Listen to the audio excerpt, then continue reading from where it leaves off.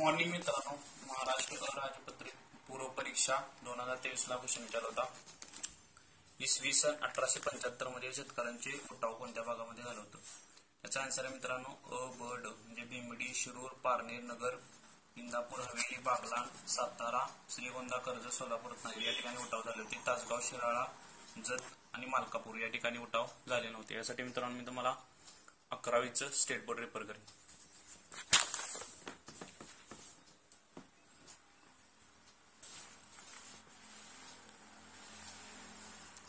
शेतकऱ्यांचा उठाव नगर, सातारा, सोलापूर, रत्नागिरी या जिल्ह्यात उठाव झाले। त्याच्यानंतर बागलाण, भिमडी, शिरूर, इंदापूर, हवेली, पारनेर, श्रीगोंदा, कर्जत इत्यादी ठिकाणी उठाव झाले।